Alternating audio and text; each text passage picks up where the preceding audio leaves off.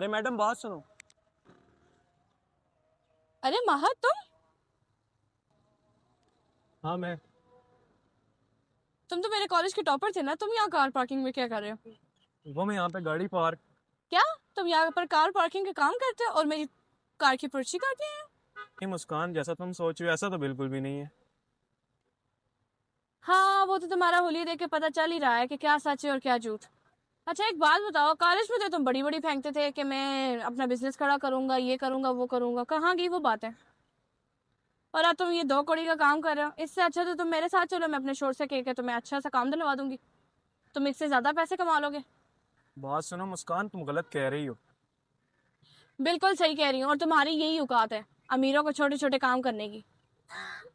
गाँव के गवार जो तुम लोग जितना भी पढ़ लो ना, रहोगे वही गवार। अपने कपड़े देखे तुमने? माना कि गांव से हो, पर ये गवारों वाले काम तो ना करो। इतने पढ़े लिखे हो, कोई ढंग का काम कर लेते, ये भी कोई काम है? लोगों की गाड़ियां पार करना, मुझे तो शर्म आ रही तुमसे मिलके। देखो मेरी तरफ, 20,000 का तो सिर्फ ड्रेस पहन के बैठी हूँ, और तुम ये 2,000 का ड्रेस लेके घूम रहे हो। देखो मुस्कान, अब तुम बहुत ज्यादा हो रहा है, अब तुम बहुत ज्यादा बोल रही हो। क्या? मैं सदा बोल रही हूँ? अभी तो मैंने बोला ही कहाँ है। रुको तो मैं भी बताती हूँ, वीडियो बना के ना सारे कॉलेज वालों को सेंड करूंगी।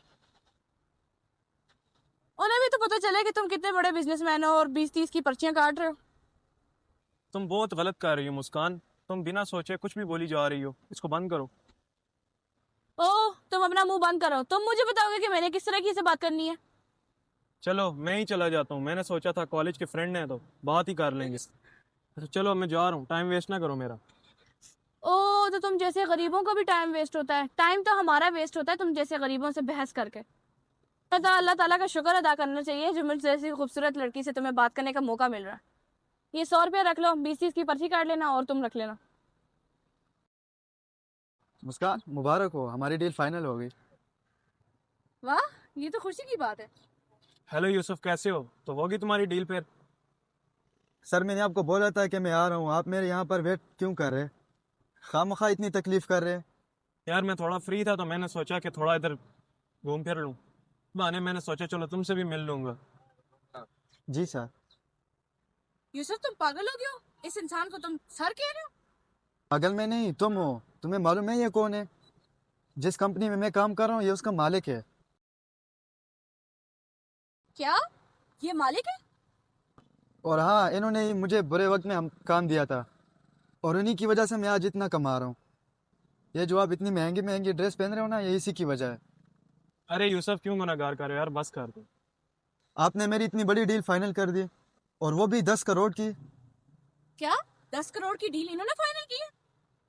हाँ हाँ, तभी तो मैं बोल रहा हूँ कि मेरे लिए फरिश्ता है, और इतना अमीर होने के बावजूद भी ये सिंपल और सादा रहता है।